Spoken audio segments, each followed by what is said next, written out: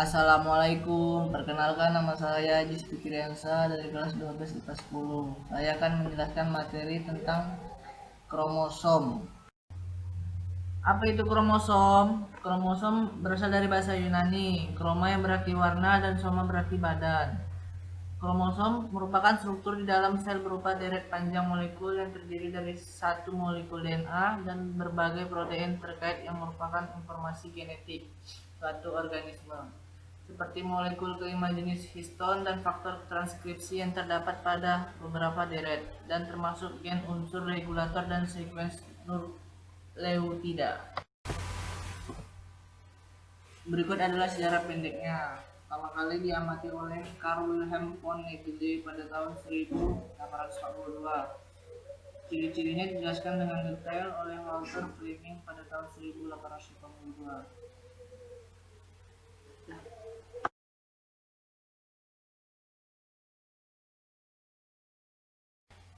Kromosom prokariot.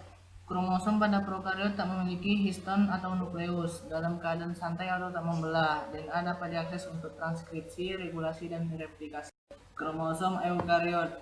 Kromosom yang berada di dalam nukleus sel eukariota secara khusus disebut kromatin. Dalam kromosom eukariota, DNA yang tak terkondensasi berada dalam struktur order kuasi dalam nukleus, di mana yang membungkus histon dan di mana material komposit ini disebut kromatin.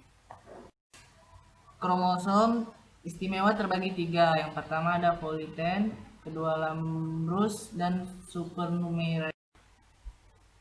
Kromosom politen, poli yang berarti banyak dan tene yang berarti helai, berupa kromosom yang dikembangkan dari kromosom standar dan biasanya ditemukan di kelenjar ludah atau Drosophila melanogaster.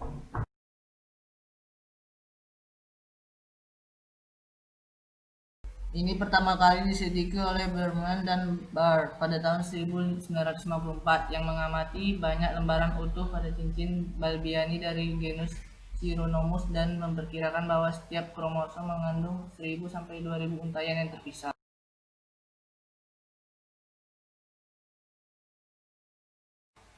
Fungsi kromosom politen yang pertama meningkatkan volume inti sel dan menyebabkan ekspansi sel. Yang kedua, fungsi utamanya dari kromosom politen adalah untuk membawa gen yang akhirnya mengendalikan fisiologi.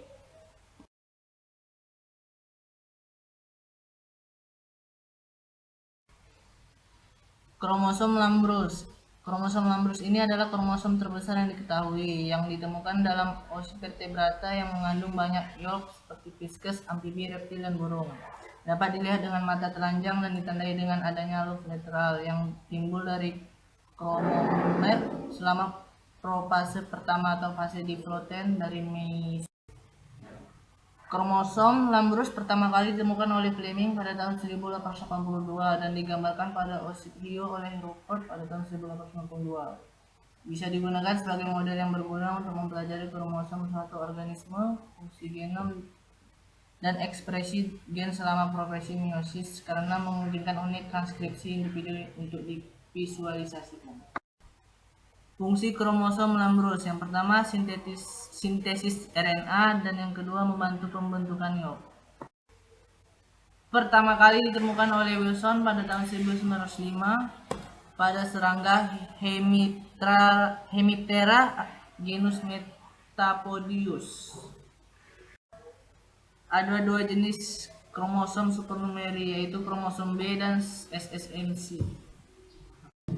Misalnya belalang British atau Myrmeleotic maculatus memiliki dua jenis struktur kromosom B, metacentrix dan submetacentrix. B. SSMC atau Supernumerary small mark chromosome. Manusia biasanya memiliki 22 pasang autosom kromosom dalam mereka sel dan sepasang kromosom seks. Sekitar 2,7 juta orang memiliki tambahan 47 autosomal kromosom yang disebut Supernumerary small mark chromosome. Masalah utama hubungan dengan SSMC muncul ketika diagnosis kehadiran SSMC dibuat sebelum lahir. Sampai saat ini tak ada kemungkinan untuk membuat prediksi yang jelas tentang hasil kehamilan. Namun penelitian sedang dilakukan ke dalam hubungan antara kehadiran SSMC pada individu dan gejala konsekuensi. 4. Kromosom prokariotik nukleoid terdapat pada bakteri yang memiliki inti yang tak bermembran, dapat berupa DNA sekuler. Yang kelima, kromosom holokinetik pada serangga hemiptera.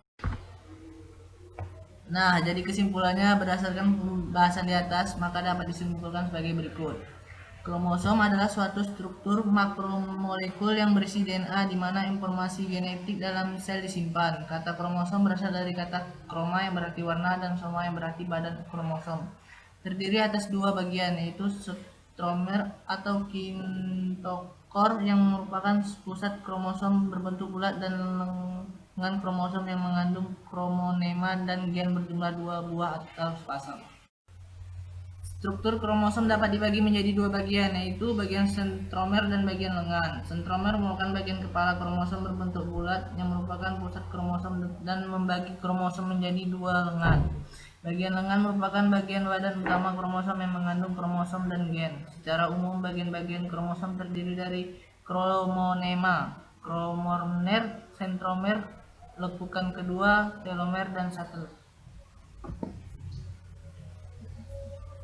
Penyimpangan kromosom terdiri dari dua jenis, yaitu mutasi kromosom dan kelainan pada kromosom. Kelainan pada kromosom terdiri dari dua jenis, yaitu kelainan jumlah kromosom, yang kedua kelainan pada struktur kromosom.